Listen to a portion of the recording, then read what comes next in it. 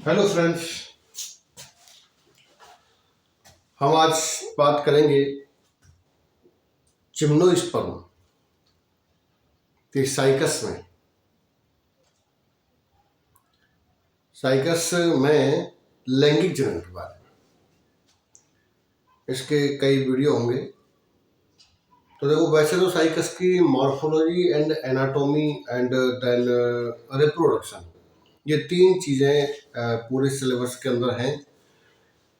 लेकिन ना तो एनाटॉमी इतनी इम्पोर्टेंट होती है, ना मॉर्फोलॉजी इतनी इम्पोर्टेंट होती है। सबसे इम्पोर्टेंट होता है रिप्रोडक्शन, और रिप्रोडक्शन में भी सेक्सुअल रिप्रोडक्शन, जिसकी हम बात करते हैं लैंगिक जनन। तो लैंगिक जनन सबसे इम्पोर्टेंट होता है, उसी के बारे में हम बात करते हैं। एग्जाम में भी हमेशा क्वेश्चन रिप्रोडक्शन से आता है, तो सेक्सुअल रिप्रोडक्शन से आएगा, न कि किसी और जगह से।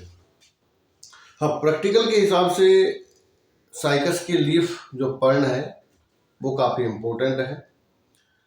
उसके बाद कोरेलॉइड रूट जो कहते हैं प्रवाल मूल, वो भी काफ़ी इम्पोर्टेंट है।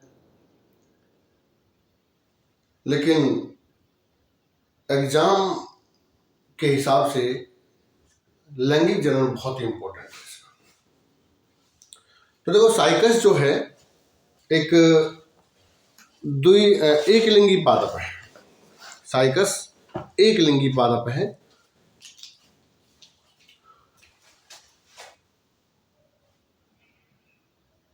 साइकस सेक्सुअल रिप्रोडक्शन लैंगिक जनन। तो साइकस जो है, हम यहाँ पर देख लेते हैं कुछ कैरेक्टर्स की। साइकस यूनिसेक्सुअल है, एक लिंगी है। डाइओइसियस है, और इसमें जो लैंगिक जन्म होते हैं, लैंगिक जन्म, वो कोन्स होते हैं, कोन। लेकिन कोन में भी मेल कोन तो होता है, यानी कि नरशंकु तो होता है, लेकिन फीमेल कोन नहीं होता। फीमेल कोन एब्सेंट होता है। इसके स्थान पर मेगास्पोरोफिल होती है, मेगास्पोरोफिल। पर हम यहां पर पहले बात करेंगे मेल कोन, उसके बाद हम बात करेंगे फीमेल कोन। तो देखो, इसमें आपको ये पता लगे भाई डाइओइसियस, इसका मतलब है कि जो मेल प्लांट है वो अलग है और जो फीमेल प्लांट है वो अलग है। तो मेल प्लांट के अंदर बनेगा नरशंकु, जिसको मेल कोन कहेंगे, और फीमेल प्लांट पर बनेगा मादा शंकु। तो मादा शंकु इसके अंदर नहीं होता है। इसमें केवल जो गुरु बीजाणु पर्ण है उनके समूह होते हैं, और उन गुरु बीजाणु पर्णों पर ही जो ओव्यूल्स हैं वो लगे होते हैं। तो हम आगे चल के सब कुछ देखेंगे। तो आज हम बात करते हैं केवल मेल कोन की। तो आज हम पढ़ने वाले हैं मेल कोन, नरशंकु।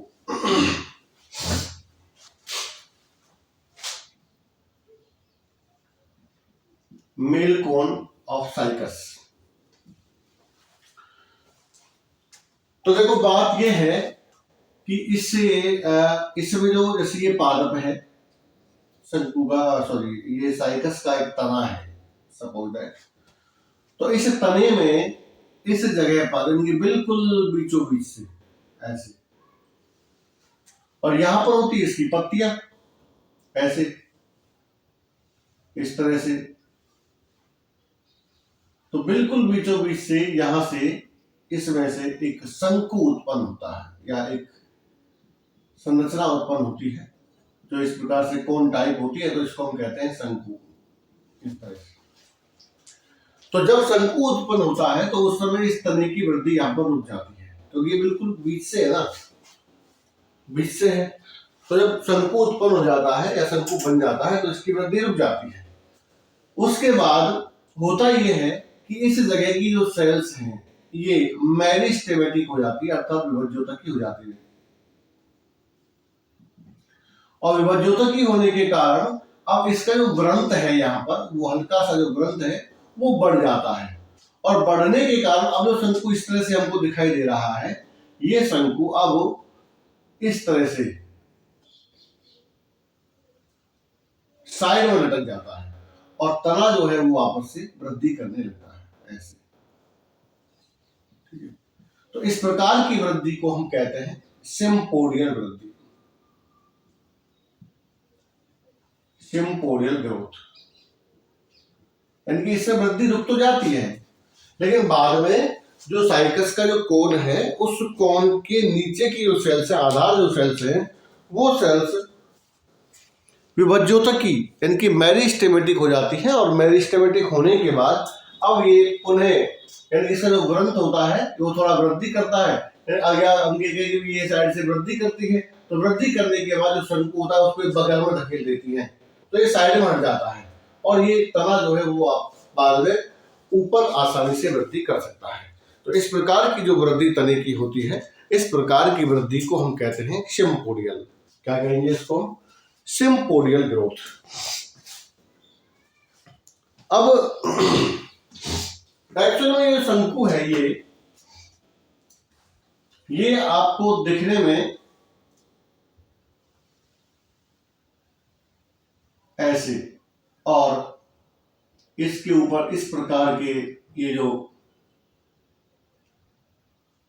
संरचना आपको दिखाई देगी, यह माइक्रोस्पोरोफिल है। ये इसी तरह से होते हैं जैसे आपने खजूर का प्लांट देखा है तो उसके ऊपर भी ऐसे, तो ये माइक्रोस्पोरोफिल है।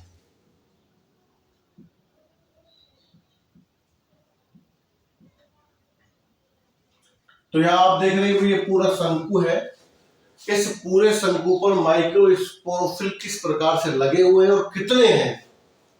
तो ये जो माइक्रोस्पोरोफिल है ना, ये ऊपर से तो होता है मोटा, लेकिन नीचे से होता है ये पतला। तो माइक्रोस्पोरोफिल पर ये जो लघु बीजाणु पर्ण है, इस लघु बीजाणु पर्ण पर ही लगती है लघु बीजाणु धानियां। यानी कि यह थोड़ा समझना है आपको कि ये मेल कोन होता है, मेल कोन जो है वो एक गुच्छा है किसका? माइक्रोस्पोरोफिल का, लघु बीजाणु पर्णों का। तो ये लघु बीजाणु पर्ण है, ये लघु बीजाणु पर्ण कुछ इस प्रकार से लगे होते हैं, एक दूसरे से जुड़े होते हैं। अगर हम एक लघु बीजाणु पर्ण को निकालते हैं तो ये जो लघु बीजाणु पर्ण है ना, ये भी ऊपर से मोड़ा होता है। यानी कि ये अगर देखा जाए संरचना तो इस प्रकार से होता है, ऐसे मोड़ा सा होता है। ठीक है, तो एक लघु बीजाणु पर्ण को अगर हम निकालते हैं तो ये लघु बीजाणु पर्ण के नीचे लघु बीजाणु धानियां, तो इसकी नीचे की भित्ति जो है पतली होती है और ऊपर की भित्ति जो है वो थोड़ी सी मोटी होती है। अगर हम इसका सेक्शन काटते हैं, अगर हम इसको ऐसे सेक्शन काटते हैं तो सेक्शन में आपको 2-3 चीजें यहां पर दिखाई देंगी। ऐसे ये सेक्शन काट लिया,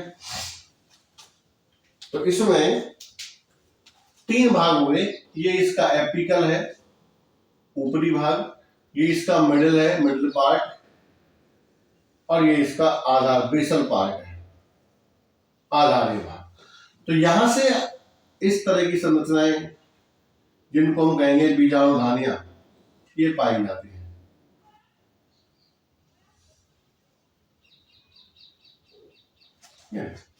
इस तरह से थोड़े ऊपर की तरफ और बिल्कुल आधार की तरफ, यहां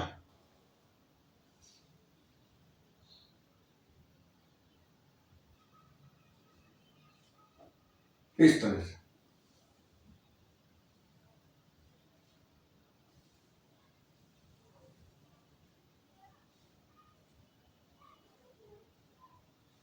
ये इसका मुख्य अक्ष होता है, मेन एक्सिस शंकु का।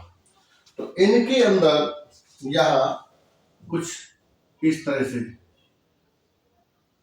ये बीजाणु पाए जाते हैं, लेकिन ध्यान रहे ये केवल बीच वाले पोर्शन में ही होते हैं, ऊपर और नीचे की तरफ नहीं होते। ऊपर वाला जो पोर्शन है ये, इसे हम कहते हैं एपोफाइसिस, ये इसका बंद भाग होता है, और जो ये बेसल वाला पार्ट है ये भी इसका बंद भाग होता है। तो एपोफाइसिस यानी कि इस कोन के अंदर जो एपिकल पार्ट है वो भी स्ट्राइल है, यानी कि जन्म में भाग नहीं लेता, और जो बेसल पार्ट है वो भी इसका स्ट्राइल होता है, और जो मिडिल पार्ट है वो इसका फर्टाइल होता है। यानी कि यहाँ पर आप देखेंगे तो जो ऊपर वाला और नीचे वाला भाग है वो जन्म में बिल्कुल भाग मिलेगा, उसके लिए रिप्रोडक्शन से कोई मतलब नहीं है।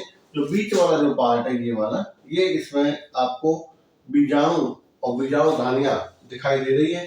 तो ये बीजाणु जो होते हैं या बीजाणु धानियां जिस पार्ट के अंदर होती है जो जन्म में भाग लेती हैं, वो वाला भाग इसका फर्टाइल होता है, वो होता है मिडिल भाग या मिडिल पार्ट।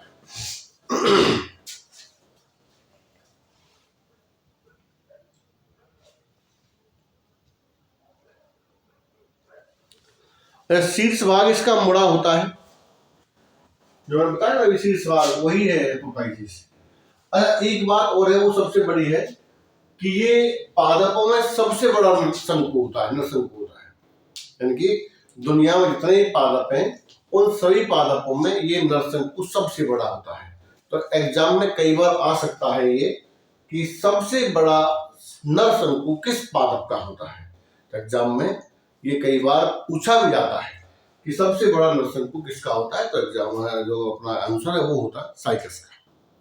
ठीक है, उसके बाद जब केवल एक, ज्यादा को नहीं, केवल हम एक लघु बीजाणु पर्ण को यानी माइक्रोस्पोरोफिल को निकाल कर इसको देखते हैं तो ये हमको कुछ इस प्रकार से नजर आती है।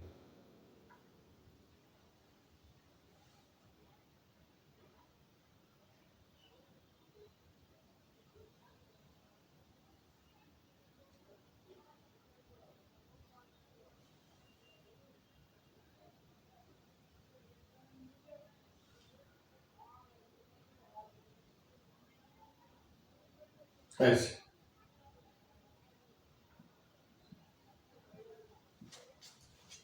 इस तरह से ये हमको लघु बीजाणु पर्ण नजर आती है, और इस लघु बीजाणु पर्ण में होती है शोराई।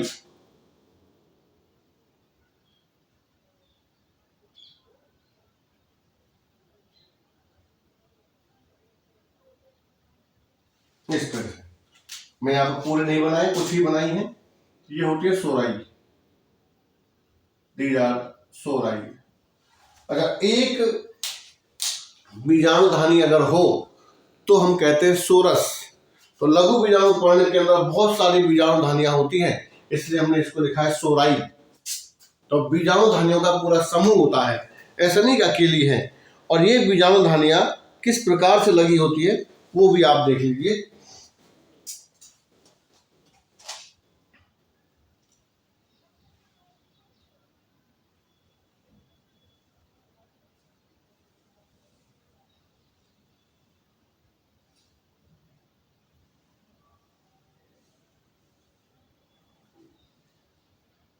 इस क्रम से लगी होती है।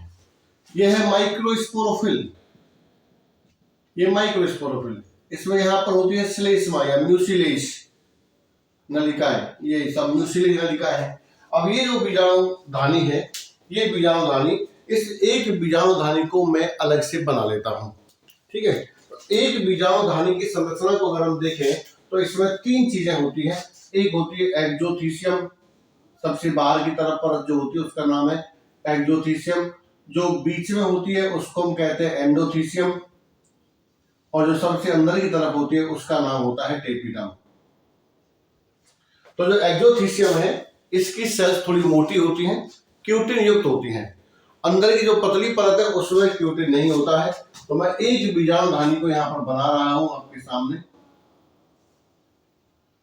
ये बीजाणुधानी। तो सबसे बाहर वाली जो सेल्स है, जैसे मान लो ये है,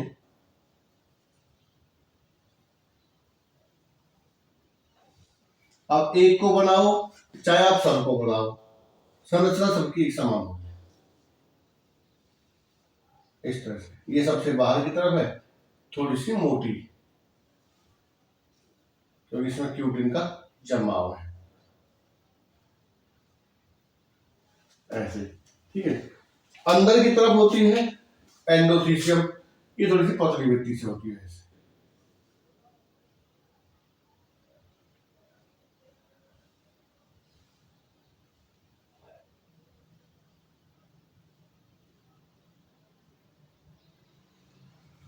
इस तरह से, और सबसे अंदर की तरफ होती है टेपिटम। टेपिटम एक पोषक परत है, ये पोषण का कार्य करती है।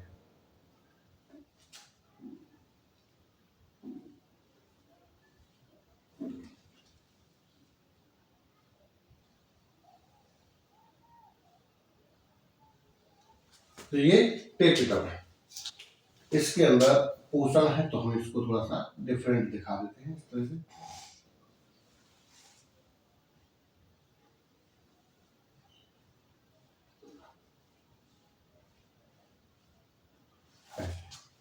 इसके अंदर की तरफ होते हैं इसमें लघु बीजाणु, ये लघु बीजाणु। तो लघु बीजाणु एक्चुअल में होते हैं चतुष्की के रूप में, एक अकेला नहीं होता है, अभी हम थोड़ा और जिक्र करें।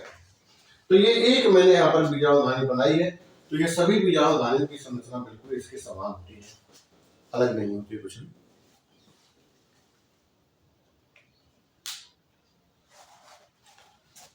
अब हम बात करेंगे कि इन लघु बीजाणु धानियों का परिवर्धन कैसे होता है। अगली हेडिंग, लघु बीजाणु धानियों का परिवर्धन।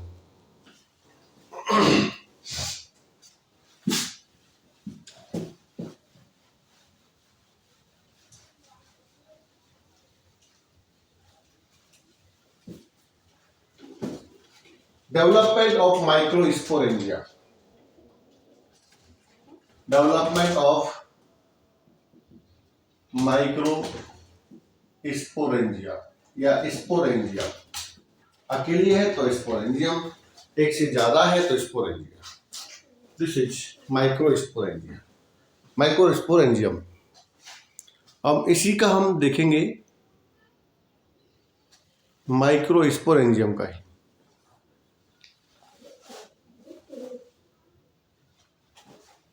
तो देखो एक वर्ड है, दो वर्ड हैं, एक तो होता है यूस्पोरेंजिएट और एक होता है लेप्टोस्पोरेंजिएट। हो सकता है ये पहले मेरे वीडियोज में आ चुके हों, लेकिन फिर भी हमको यहाँ पर दोबारा देखना है। तो यूस्पोरेंजिएट क्या होता है, लेप्टोस्पोरेंजिएट क्या होता है। अगर मान लीजिए किसी भी बीजाणुधानी का, पुंधानी का, अंडधानी का, किसी का डेवलपमेंट अगर ग्रुप ऑफ सेल्स से होता है, ग्रुप ऑफ सेल्स से होता है, तो उसे हम कहते हैं यूस्पोरेंजिएट टाइप डेवलपमेंट या यूस्पोरेंजिएट प्रकार का परिवर्धन। अगर मान लीजिए किसी बीजाणुधानी का, पुंधानी का, अंडधानी का डेवलपमेंट केवल सिंगल सेल से होता है, तो उसे हम कहते हैं लेप्टोस्पोरेंजिएट डेवलपमेंट। ठीक, यूस्पोरेंजिएट डेवलपमेंट एंड लेप्टोस्पोरेंजिएट डेवलपमेंट। अब माइक्रोस्पोरेंजियम के अंदर ये दोनों प्रकार के डेवलपमेंट आपको, केवल यूस्पोरेंजिएट प्रकार का डेवलपमेंट साइकस की माइक्रोस्पोरेंजियम में देखने को मिलेगा। और मैं आपको एक डिटेल से बता देता हूँ, या एक सिंपल सी बात बता देता हूँ, कभी भी आप भूलेंगे नहीं कि जिम्नोस्पर्म के अंदर बीजाणुधानी का डेवलपमेंट हमेशा यूस्पोरेंजिएट ही होता है, हमेशा यूस्पोरेंजिएट ही होता है। ये बात बिल्कुल आप ध्यान रखना। इसका मतलब है कि ग्रुप ऑफ सेल्स से इसका निर्माण होता है। ठीक है, अब ग्रुप ऑफ सेल्स क्या है, तो ग्रुप ऑफ सेल्स जो है वो जो एपिडर्मिस है उसके बिल्कुल नीचे की जो लेयर है उससे हम कहते हैं हाइपोडर्मिस। तो हाइपोडर्मिस की जो सेल्स हैं, हाइपोडर्मिस की जो सेल्स हैं, इन सेल्स में अब यहां पर विभाजन होता है और विभाजन होने से यहां पर बनता है group of cells, group of cells. यानी कोशिकाओं का समूह, और इन कोशिकाओं के समूह को ही हम नाम देते हैं, क्या नाम देते हैं? इनको नाम देते हैं माइक्रोस्पोरेंजियल या लघु बीजाणुधानी प्रारंभिका, इनिशियल्स, माइक्रोस्पोरेंजियल इनिशियल्स, ये इसका नाम है। ग्रुप ऑफ सेल्स माइक्रोस्पोरेंजियल इनिशियल्स कहलाते हैं, यानी कि एपिडर्मिस की सेल्स नहीं, एपिडर्मिस के जस्ट नीचे। जैसे एग्जांपल मैं आपको यहाँ पर डायग्राम भी बनाते हुए चलूं सीधा, तो ये इस तरह से होगा, देखिए कि जैसे ये एपिडर्मिस है,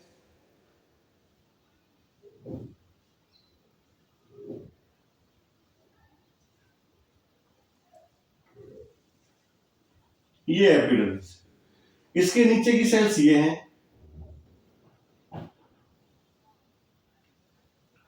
ये इसके नीचे की सेल्स।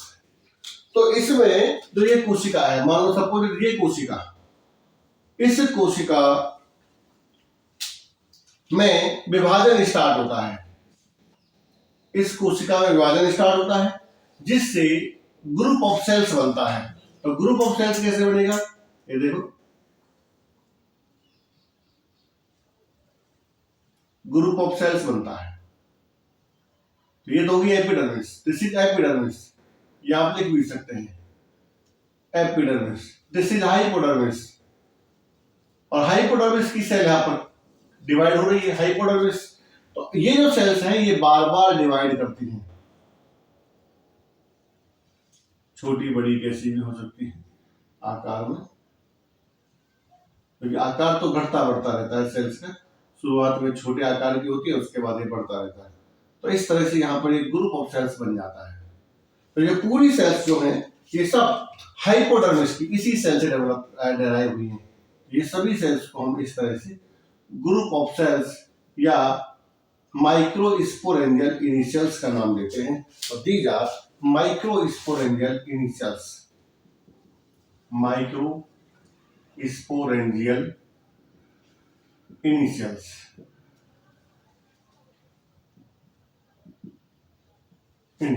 माइक्रोस्पोरेंजियल इनिशियल्स।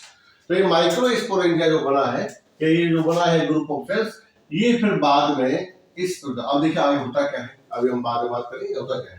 तो ग्रुप ऑफ सेल्स जो है, ये सेल्स सभी पेरिक्लिनल, या इसको हम कहते हैं परिणत विभाजन, पेरिक्लिनल डिवीजन करती हैं, परिणत विभाजन करती हैं।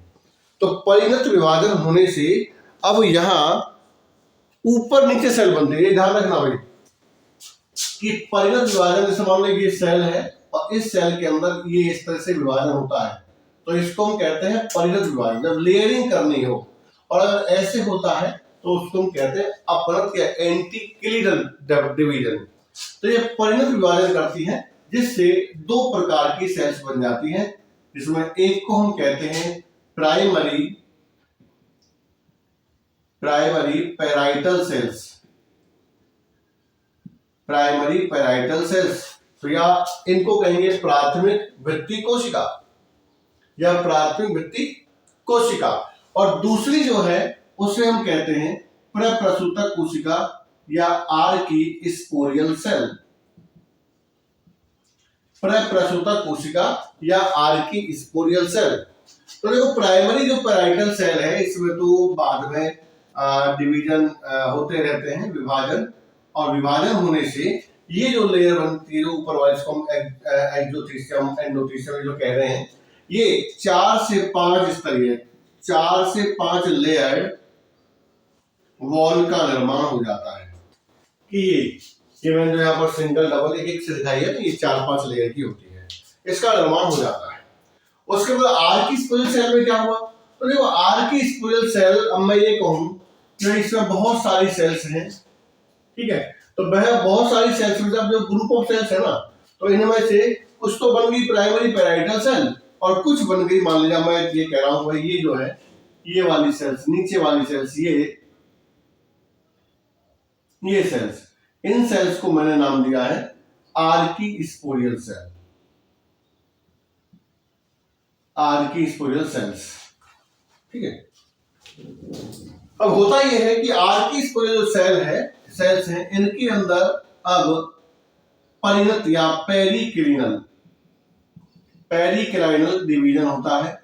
तो पेरिक्लाइनल डिवीजन होने से यहाँ पर दो प्रकार की सेल्स बनती हैं। एक तो बनती है आउटर सेल, एक बनती है इनर सेल। आउटर सेल यानी कि बाहर की तरफ, एक बनती है इनर सेल। ठीक है। तो आउटर सेल जो है ये टेपिटम का निर्माण करती है। आउटर सेल से बनती है टेपिटम, जो एक न्यूट्रिटिव लेयर है, यानी कि ये न्यूट्रिशन का काम करती है, न्यूट्रिशन। अब इनर जो सेल है, ये इनर सेल में लगातार डिवीजन होते हैं, कंटिन्यूअस डिवीजन होते हैं, जिसकी वजह से यहां पर बनता है स्पोरोजीनस सेल, माइक्रोस्पोरोजीनस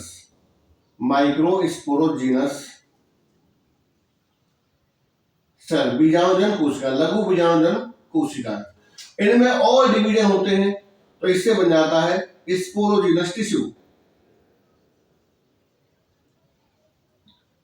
स्पोरोजीनस टिश्यू, और ये हम कह रहे हैं एक जैसी कोशिकाओं का समूह क्या कहलाता है? टिश्यू कहलाता है। पहले कोशिकाएं थी, उसके बाद बन गया टिश्यू।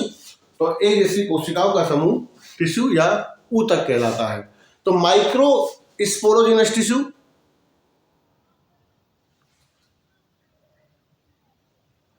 तो ये जो स्पोरोजीनस टिश्यू बना है, इस स्पोरोजीनस टिश्यू की लास्ट वाली जो सेल्स हैं, या लास्ट का जो डिवीजन होता है उसकी जो सेल्स है, उससे बनने वाली जो सेल्स है, वो यहां पर कहलाती है माइक्रोस्पोर मदर सेल।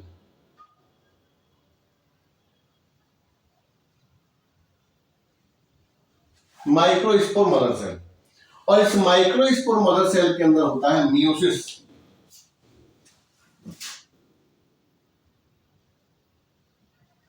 तो मियोसिस होने से अब ये जो माइक्रोस्पोर मदर सेल है, इसमें से चार यानी कि 2 बार डिवीजन होता है मियोसिस के अंदर, तो उससे बनते हैं माइक्रोस्पोर टेट्राड, यानी कि लघु बीजाणु चतुष्क। एक में 4 बनते हैं। ठीक है, या हम यहां पर देखो बना रहे थोड़ा सा, तो देखो ये जो बीजाणु है, ये मैं थोड़ी सी लेयर बना रहा हूं यहां पर, ज्यादा बड़ी नहीं बनाऊंगा, बाकी तो सब ये है इस तरह से। ठीक, ये आउटर लेयर, दूसरी जो है वो आपकी इनर लेयर, इसको हम कहते हैं एंडोथीसियम, ये एंडोथीसियम। तीसरी जो है वो आपकी टेपिटम, दिस इज टेपिटम, ऐसे। तो ये टेपिटम है, इसके अंदर ये न्यूट्रिटिव है, ऐसे।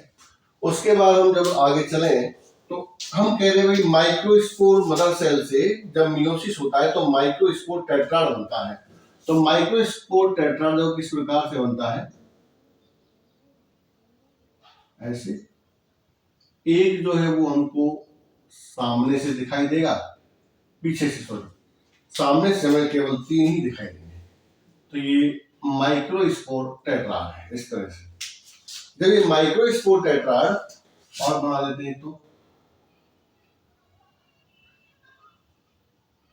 ध्यान रहे भाई, ये लघु बीजाणु हैं, बहुत ज्यादा बनते हैं संख्या में, कम नहीं बनते हैं। ठीक है, बहुत सारे बनते हैं, इसलिए यहाँ पर हमने बहुत सारे दिखाए। तो बाद में जब ये डेवलपमेंट पूरा हो जाता है, तो उसके बाद जो टेट्राड बना हुआ है, इसके बीजाणु चतुष्क के चारों बीजाणु अलग अलग हो जाते हैं। और ये चारों बीजाणु अलग होने के बाद अब ये लघु बीजाणु कहलाते हैं। तो माइक्रोस्पोर टेट्राड से फिर बाद में डेवलपमेंट हो जाता है माइक्रोस्पोर का, यानी कि लघु बीजाणु, तो ये बन जाता है माइक्रोस्पोर। तो इस प्रकार से हमने ये देखा कि किस प्रकार डेवलपमेंट होता है माइक्रोस्पोर एंजियम का, और कैसे इसके अंदर बनते हैं माइक्रोस्पोर या लघु बीजाणु। लघु बीजाणु, इनको हम यहाँ पोलन ग्रेन भी कहते हैं, ये आपको ध्यान रखना है। इनको हम यहाँ पर पोलन ग्रेन भी कहते हैं। ठीक है। तो जिम्नोस्पर्म के अंदर लघु बीजाणु होते हैं और उन्हीं लघु बीजाणुओं को हम एंजियोस्पर्म में पोलन ग्रेन कहते हैं। तो इस प्रकार से हम इनको भी यहाँ पर पोलन ग्रेन कहते हैं। पोलन ग्रेन्स परागकण, लघु बीजाणु क्या कहलाते हैं? परागकण कहलाते हैं। तो इस प्रकार से ये इस बीजाणुधानी के अंदर मौजूद होते हैं। अब देखो बात ये कि बीजाणुधानी का स्फुटन होता है और स्फुटन होने से ये जो लघु बीजाणु है ये सब बाहर आ जाते हैं। अब बाहर आने के बाद ये देखो साइकस है, तो साइकस का जो पौधा है वो आपने देख लिया भाई, ये एक लिंगी है, या तो मेल मिलेगा या फीमेल मिलेगा।